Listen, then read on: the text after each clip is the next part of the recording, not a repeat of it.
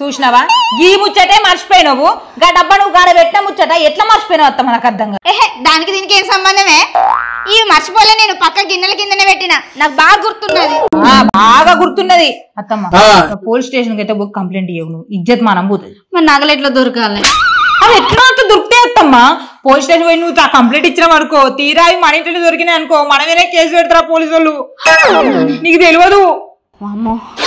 అవి దొరికేది ఎట్లాగో దొరుకుతాయి, కావాలంటే మనం అల్లు పట్టించి దొరకబడ్డది. మరి అయితే పోయి వాళ్ళు పట్టిద్దాం. ఇప్పుడే 24 గంటల టైం కావాలి దానికి. ఎత్తుకపోయిన వాళ్ళు పోయి ఆడ పెట్టుకోవద్దా? వాళ్ళు ట్రావెల్ ఉండొచ్చు. ఇప్పుడు దాచిపెట్టినా దొరుకుతాడా? వాళ్ళు దాచిపెట్టినాకనే ఇక్కడ వాళ్ళు పట్టిస్తే ఎక్కడున్నో బరాబరు చూపిస్తుంది దేవత. అయితే రేపు పొద్దుగాల పోదామా? రేపెందుకత్తమ్మా, 6 నెలలైనా పర్లేదు, టైం ఇద్దాం వాళ్ళకి. గానీ దొంగలకు సాయంత్రం ఫంక్షన్ ఉంది, ఇంటి పక్క కళ్యాణి ఫంక్షన్ పోదాం రాక్క అన్నది. దానికి ఏమో 7 వారాల నగలు ఉన్నాయి, నాయి కూడా 7 తులాల నగలన్నీ పెట్టుకుని పోదామని నేను అనుకున్నా. వెతుకుతే లేవు. కాదు, ఏ కళ్యాణి వడ్డీలకు ఇత్తది పైసలు. ఆ కళ్యాణి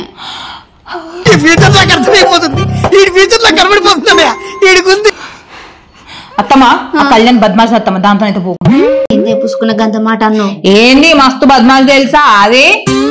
అది వడ్డీలకి ఇస్తుందని దానికి అందరు మర్యాద ఇస్తారు, నువ్వు గిట్లా అనబడితివి. అది వడ్డీలకి ఇచ్చి అది వడ్డీల మీద వడ్డీ, వడ్డీ మీద వడ్డీ, చక్ర వడ్డీ, ఆ వడ్డీ అని ₹1,00,000 10 లక్షలు దొబ్బకలింది.